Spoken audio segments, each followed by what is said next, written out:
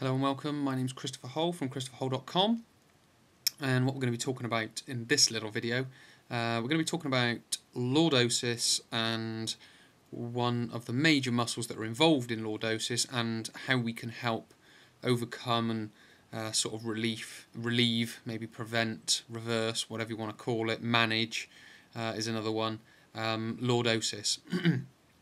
So what we've got here is we've got first of all, we may as well talk about this photo here. So we've got the major muscle, or one of the major muscles that's involved in lordosis, and that's the psoas major, which is this muscle here, which is the arrows on here. And obviously, as you can see here, it attaches to the lumbar part of the spine, and it also attaches down on the femur, on the bone of the upper part of the leg.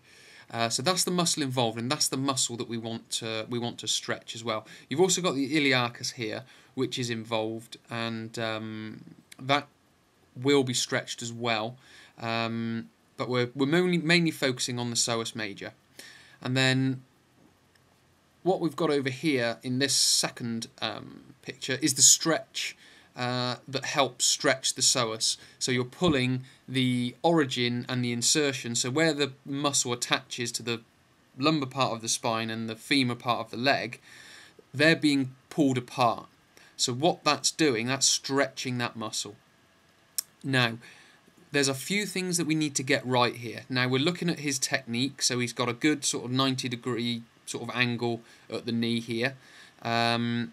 He's also obviously got his knee planted here, and you can see the stretch through the hips, which is looking good. He's up tall as well. His head's in line. His spine's neutral. You know, he's in a good posture.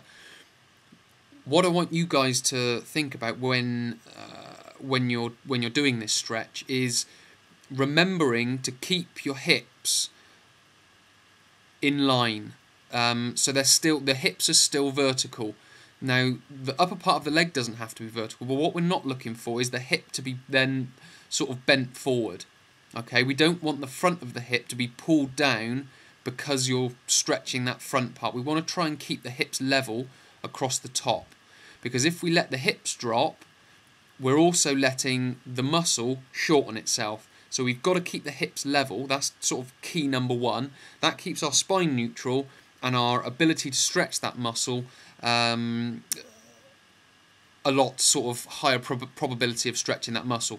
What we can also do is, as you can see here, he's upright and his shoulders are fixed and facing forward.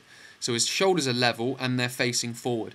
Now what you can do is, as you look at this picture, if I was to ask him to turn his shoulders and turn his body to face me, that will also add to a little bit more of the intensity of the stretch. So you can go into this posture, so get yourself into this posture and feel the stretch sort of through the front of the hip, which is where we want to get it. Then, once we've got our hips level and we're in this position, we can then start to twist our body, so we open out our body so it's facing, if you were doing it this way, you would be facing yourself in that picture.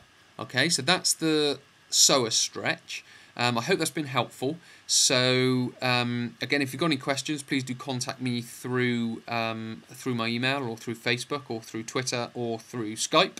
It'd be good to hear from you, and I'll speak to you in another video. So my name's Christopher Hull from christopherhull.com. Okay, speak soon. Bye.